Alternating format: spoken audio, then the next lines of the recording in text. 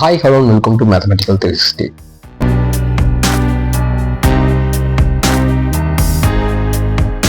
இந்த வீடியோ நான் பார்க்குற சப்ஜெக்ட் வந்து பார்த்தீங்கன்னா 10ஆம் வகுப்பு ஸ்டாண்டர்ட் ஓகே இந்த சப்ஜெக்ட் தான் பார்க்க போகிறோம்.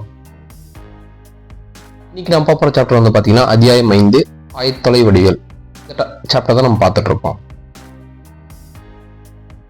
இன்னைக்கு நம்ம பார்க்க போகிற டாபிக் வந்து பார்த்தீங்கன்னா கோட்டின் சாய்வு இன்க்ளினேஷன் ஆஃப் லைன். கோட்டின் சாய்வு சார்ந்த ப்ராக்டிகல் ப்ராப்ளம்ஸ் தான் வந்து பார்த்தீங்கன்னா இந்த வீடியோ நம்ம இந்த இடத்த பார்க்க போகிறோம்.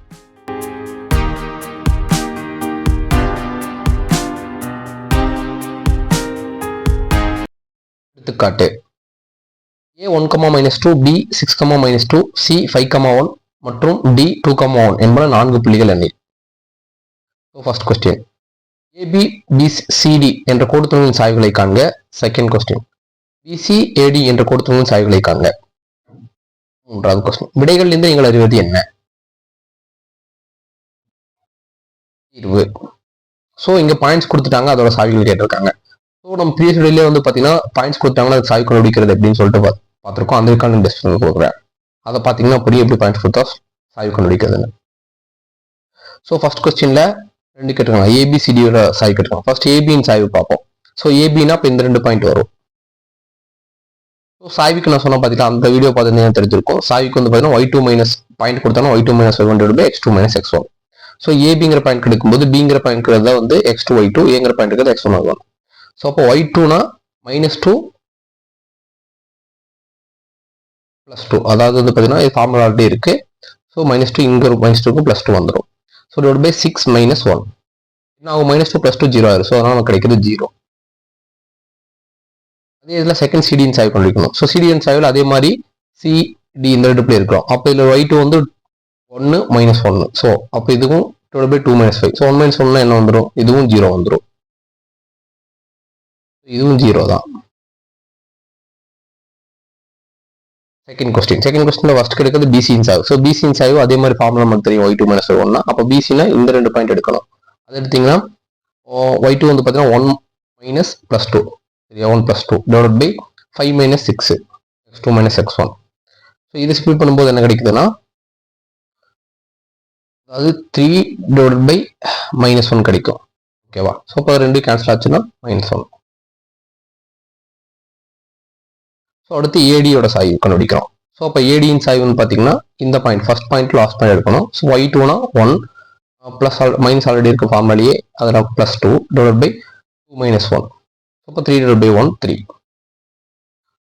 அதாவது பிசியோட சாய்வு ஏடியோட சாய்வு சேமாக இருக்கிற மாதிரி இல்லை. இப்போ அந்த மூணாவது பாயிண்ட் ஸோ விடையிலேருந்து எங்களை அறிவது என்ன கேட்டிருக்காங்க. ஸோ இப்போ ஏபியோட சாய்வும் சிடியோட சாய்வும் சேமாக இருக்குது, அதாவது 0 0 இருக்கு. அதான் நம்ம சொல்கிறோம் ஏபியின் சாய்வும் சிடியின் சாய்வும் சமமாக இருக்கிறதால் அவை இணையாகும். நம்ம ஆல்ரெடி பார்த்துருப்போம், ஒரு சாய்வு 2 ஈக்குவலாக இருக்குன்னா அந்த 2 லைனும் வந்து பார்த்தீங்கன்னா இணையாக இருக்குன்னு அர்த்தம். ஓகேவா? அதே மாதிரி இதே போல் ஏடியின் சாய்வும் பிசியின் சாய்வும் சமம் இல்லை. ஸோ அப்போ என்ன பார்க்குறோங்கன்னா இந்த பிசியோட சாய்வு வந்து 3 வருது, -3 வருது, இது +3 வருது. ஸோ இப்போ இது 2 சாய்வும் சமம் இல்லை, சேமா இல்லை. ஸோ சமம் இல்லையா வருது, எனவே இவை இணை இல்லை. ஸோ இது நம்ம என்ன தெரியுதுன்னா ஆகையால் நாற்கரம் ஏபிசிடி ஒரு சரிவகம் என்ன அறியலாம். அதாவது நம்ம நாற்கரத்தில் பார்த்தீங்கன்னா தெரியும், இந்த 2 லைன் வந்து பார்த்தீங்கன்னா பேரலா இருக்கும். ஓகேவா? ஆனா இந்த லைன் வந்து வெர்டிகலாவோ இல்ல ஸ்லாண்டிங்காவோ டிஃப்ரெண்டா இருக்கும். ஸோ அதனால தான் பார்த்தீங்கன்னா இந்த லைன் அதாவது ஏபிங்கிறது இப்போ இந்த இது ஏபி எடுத்தீங்கன்னா ஏபியும் சிடி இணையா இருக்கு, ஆனா இந்த ஏசியும் டிடி இணையா இல்லை. ஸோ அப்போ அதனால இது வந்து ஒரு நாற்கரம் ஏபிசி ஆனது ஒரு சரிவகம் அறியலாம்.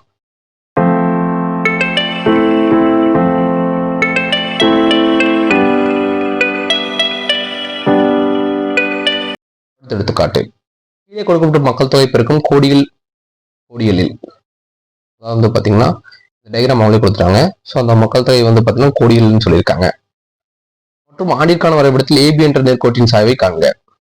அதாவது இவங்களே கொடுத்துட்டாங்க இந்த ஒரு கோடு ஏபிங்கிற கோடு, அதோட சாய்வு கண்டுபிடிக்க சொல்றாங்க. மேலும் 2030ஆம் ஆண்டிற்கான மக்கள் தொகை கணக்கிட. ஸோ இப்போ எப்படி 2015க்கு 100 கோர்ஸ் இருக்கோ அந்த மாதிரி 2030 எவ்வளவு பாப்புலேஷன் இருக்குன்னு சொல்லி கேட்கறாங்க. தீர்வு ஏங்கிற பாயிண்ட் அவங்களே கொடுத்துருக்காங்க 2005 96 மற்றும் பிங்கிற பாயிண்ட் அவங்களை கொடுத்துருக்காங்க 2015 100. அதாவது எக்ஸ் ஆக்சிஸ்ல வந்து பார்த்தீங்கன்னா ஆண்டுகளும் ஒய் ஆக்சிஸ்ல வந்து பார்த்தீங்கன்னா மக்கள் தொகை கோடிகளையும் கொடுத்துருக்காங்க. நேர்கோடு ஏபியின் புள்ளிகள் இது ரெண்டுமே அவங்களே கொடுத்துருக்கதை வச்சு. ஸோ இப்போ இந்த ஏபியோட சாய்வு கொடுக்கணும்னா ஏபியின் சாய்வு இது எப்படி கண்டுபிடிக்கணும்னா நம்ம ஆல்ரெடி பார்த்துருக்கோம், புள்ளிகள் கொடுத்துட்டாங்கன்னு எப்படி சாய்வு பண்ணணும். ஸோ அப்போ இதில் வந்து பிங்கிற பாயிண்ட் வந்து பார்த்தீங்கன்னா இது y2 இது y1. ஸோ இப்போ 100 - 96 இது x2 இது x1. ஸோ 2015 - 2005. இதை சிம்பிளை பண்ணும்போது 4/10, அதை ஃபர்தர் சிம்பிள் பண்ணும்போது 2/5 கிடைக்குது. ஸோ அப்போ ஏபியோட சாய்வு 2/5 கண்டுபிடிச்சிட்டோம்.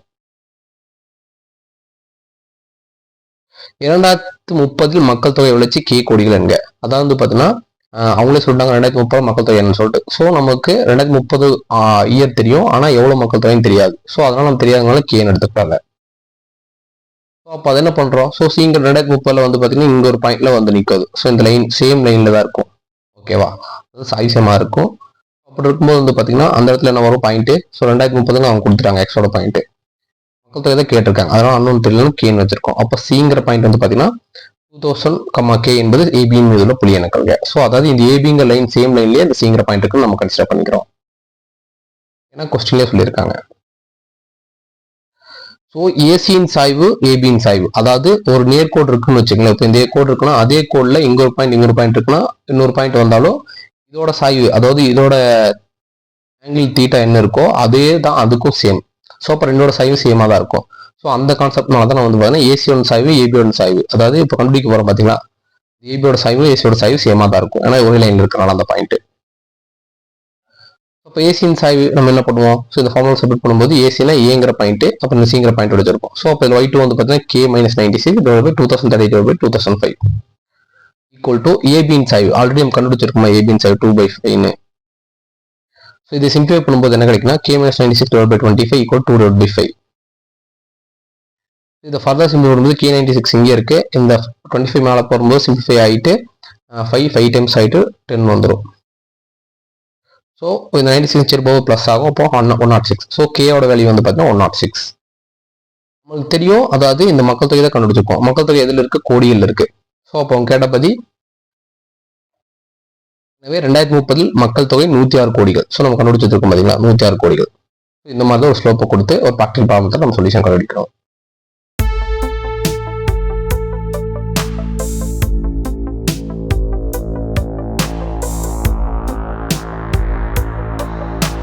எடுத்துக்காட்டு, ஒரு முக்கோணத்தின் இரு பக்கங்களில் மையப்புள்ளியில் நிற்கும் கோட்டுத்துண்டானது மூன்றாவது பக்கத்திற்கு இணையாகவும் மூன்றாவது பக்கத்தின் பாதியாகவும் இருக்கும் என தொலைவு மற்றும் சாய்வுகளை கருத்தில் பயன்படுத்தி நிரூபிக்க. அதாவது பார்த்தீங்கன்னா ஒரு முக்கோணம் கொடுத்துட்டாங்க, அந்த முக்கோணத்தின் இரு பக்கமும் மையப்புள்ளிகள். இந்த கொஸ்டின் நம்ம சொல்யூஷன் போடுறோம்.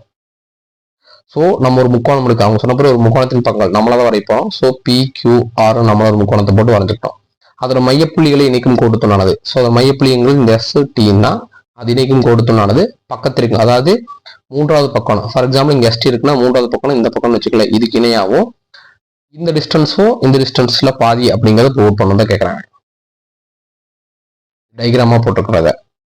So first PA, B. So PA, B மற்றும் QC, D or EF என்பது ஒரு முக்கோணத்தின் முனைப்புள்ளிகள். ஸோ நம்மள இந்த ட்ரையாங்கிள் போட்டிருக்கோம், அதோட முனைப்புள்ளியில் நம்ம எடுத்திருக்கோம் PQRன்னு.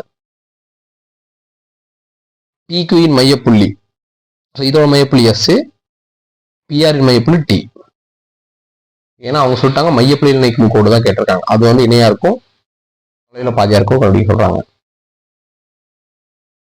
ஸோ அப்போ எனவே எஸ்ஸோட பாயிண்ட். ஸோ இந்த எஸ்ஸோட பாயிண்ட் நம்ம எப்படி கால்குலேட் பண்ணுவோம், இது வந்து பார்த்தீங்கன்னா எக்ஸோட வேல்யூ A+, அதாவது எக்ஸுங்கிற ஃபர்ஸ்ட் பாயிண்ட் வந்து பார்த்தீங்கன்னா A+C/2. ஏன்னா அதுல பாதின்னு சொல்லிட்டாங்க, அப்போ பாதிங்கும் போது /2 போட்டால் நமக்கு கிடைச்சிருமா. அதே மாதிரி ஒய்யோட பாயிண்ட் B+T/2. இப்போ இங்கே டீங்கிற பாயிண்டோட டிஸ்டன்ஸ். அப்போ இந்த டீங்கிற பாயிண்ட் எப்படி கண்டுபிடிக்கிறோம், ஸோ ஃபர்ஸ்ட் எக்ஸ்ல A+C/2, அதே மாதிரி B+F/2 போட்டாலும் நமக்கு அந்த பாயிண்ட் கிடைச்சிருமா. ஸோ இந்த மாதிரி ST பாயிண்ட் நம்மளா கண்டுபிடிச்சு வச்சிருக்கோம். ஃபர்ஸ்ட் கேட்டுக்குது அவங்க வந்து ரெண்டும் ஃபர்ஸ்ட் சாய்வு கம்பேர் பண்ண சொல்லியிருக்காங்க.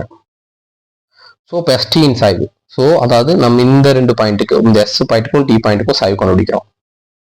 ஆல்ரெடி 2 பாயிண்ட் கொடுத்தாங்க சாய்வு கண்டுபிடிக்கிறது பார்த்துருப்போம். அப்போ பார்க்கும்போது y2 - y1. ஸோ அப்போ இது y2 இது y1. ஸோ அப்போ B+F2 - B+D/2. அதே மாதிரி x2 A+C/2. அதே மாதிரி x1 A+C/2. இது ஃபார்முலா மைனஸ். இதை ஃபர்தராக சிம்பிளிஃபை பண்ணிங்கன்னா என்ன ஆகும், இந்த 2 காமனாக வரும்போது 2 மொத்தமாக கேன்சல் ஆயிரும். So B+F - B+D. ஸோ அப்போ +B - B கேன்சல் ஆகி பேலன்ஸ் இருக்கும் F - T. ஸோ கீழேயும் அதாவது இந்த +a -a கேன்சல் ஆயிரும், e - c வரும். ஸோ STயோட சாய்வு இதுதான். மற்றும் QR சாய்வு மூன்றாவது பக்கம்னு சொல்லியிருக்காங்க பார்த்தீங்களா கொஸ்டின். ஸோ இதில் மூன்றாவது பக்கத்தை நம்ம இதான் கம்பேர் பண்ணுறோம், அதாவது QR. அதனால தான் QRோட சாய்வு கண்டுபிடிக்கிறோம். ஸோ QR பாயிண்ட்டுக்கு பார்க்கும்போது என்னன்னு பார்த்தோம், இது Y2ல வந்து F ஃபார்முலா ப்ளேஸ் அவுட் பண்ணுறோம். Y1 வந்து பார்த்தீங்கன்னா -D. அதே மாதிரி X2 வந்து பார்த்தீங்கன்னா E ஃபார்முலா மைனஸ், அதுக்கப்புறம் Qல இருக்கிறது வந்து X1 பார்த்தீங்கன்னா C. ஸோ இந்த ரெண்டு வேல்யூஸ் பார்த்தீங்கன்னா சேமாக இருக்கா? ஸோ இதுல இருந்து பார்த்தீங்கன்னா எனவே ST ஆனது QRக்கு இணையாகும். ஏனென்றால் இவற்றின் சாய்வுகள் சமம். அதாவது இந்த ரெண்டு சாய்வு சமம். நம்ம சாய்வுகள் டாபிக்ல பார்த்துருக்கோம், ரெண்டு சாய்வு சமம்னா அந்த கோடு ரெண்டு இணை தான்.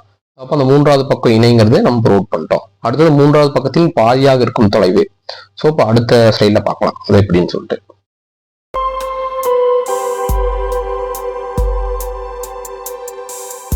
ஸோ இது நம்மளா போட்டு டயக்ராம் பாயிண்ட்ஸ் எல்லாம் மென்ஷன் பண்ணி வச்சிருக்கிறது.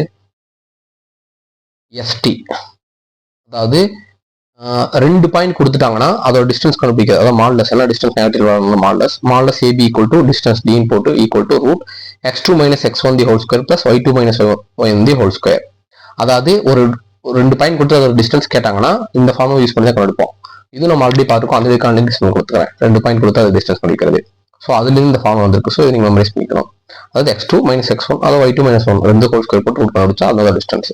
ஸோ இதை தான் அப்படியே இங்கே சப்மிட் பண்ணியிருக்கோம். அதாவது நம்ம இப்போ எதுக்கு கண்டுபிடிக்க போனால் STயோட டிஸ்டன்ஸ். ஸோ STயோட டிஸ்டன்ஸ் நமக்கு லாஸ்ட்லேயே 3 பாயிண்ட்.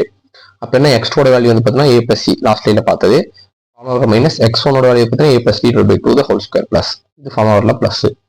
அப்புறம் y2ஓட value p + f / 2 formula minus, அதுக்கப்புறம் b + d / 2 ஹோல் ஸ்கொயர். இதை சிம்பிளிஃபை பண்ணுறாங்க. அதாவது வந்து பார்த்தீங்கன்னா 2 வந்து 2 ஸ்கொயர் இருக்கு. ஸோ காமனா மொத்தமாக எடுத்தீங்கன்னா நம்ம 1/2 தி ஹோல் ஸ்கொயர் வருமா. ஸோ அது ரூட் வெளியும் 1/2, அதாவது 1/2 ஹோல் ஸ்கொயர் ரூட் இருந்து வெளியே வரும்போது ஸ்கொயர் கேன்சல் ஆகி அதனால் 1/2 வந்திருக்கு.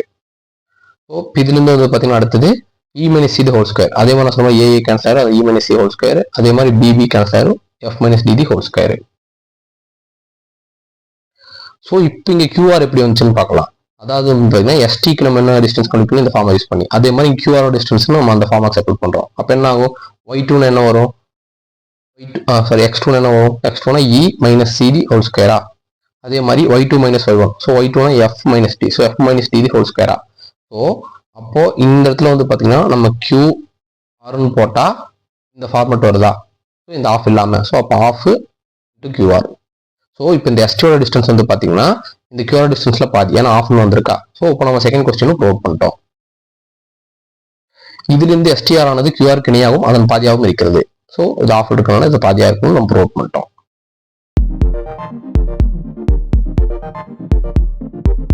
வீடியோல வந்து பார்த்தீங்கன்னா கோட்டின் சாய்வு சார்ந்த பேசிக் ப்ராப்ளம்ஸ் பார்த்துருக்கோம். அந்த வீடியோ லிங்க் டிஸ்கிரிப்ஷன்ல கொடுத்துருக்கேன். Thanks for watching.